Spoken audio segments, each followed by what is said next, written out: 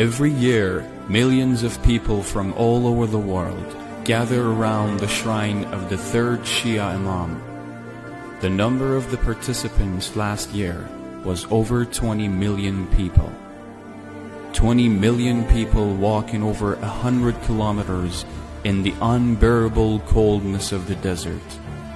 Children, women, the elderly, and even the disabled ones. There must be a mystery behind this enthusiasm. Who is the one whose shrine is so loved after 1,400 years? What motivates people to do so? The situation in the Islamic world was such that the wrong in an Islamic disguise was ruling over the country and the people. There has always been right and wrong, but you see wars when the wrong wants the right to conform. Now this has happened and the right needs to make a decision. Hussain ibn Ali had only two options. The first was to turn a blind eye to the historical deviation like others and to ignore the wrong and conform to the distorted Islam. Second was to reject the wrong at any cost and expose this deviation for the rest of the time. Hussain ibn Ali went for the second option.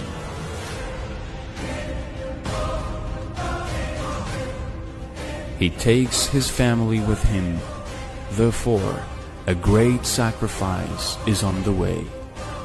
The morning of the promised day, the wrong with hundreds of warriors stands in front of the right, with an army of less than 100. He and his followers sacrificed all they had to expose the brutality of the wrong Islam. From the moment that the war began, every second, the wrong Islam was exposed and the right Islam was revealed.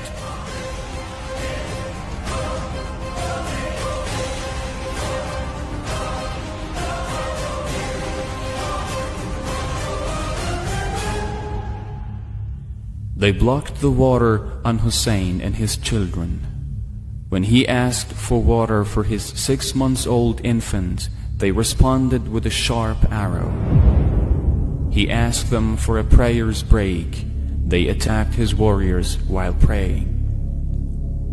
The water-bearer of his army was thirsty until the last moment. He sent his own son before others for fighting.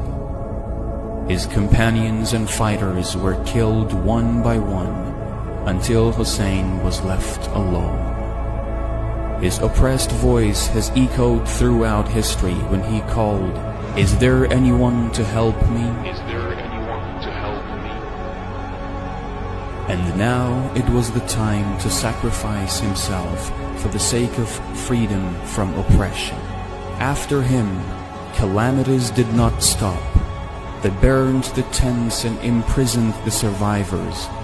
This was just a portion of what Imam Hussain, had to bear to reveal the truth and astonish the world.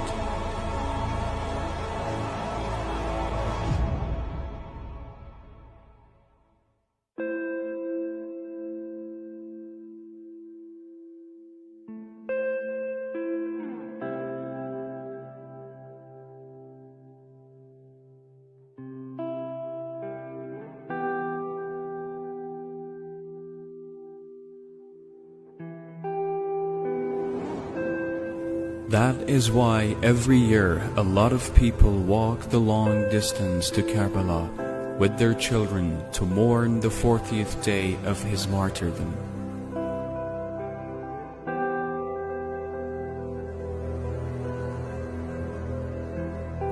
And that was what Hussain went through in order to revive the truth. Had this not happened, history would have lost the last path to salvation. One may wonder why non-Muslims joined the 20 million man march for paying tribute to the reviver of the true Islam.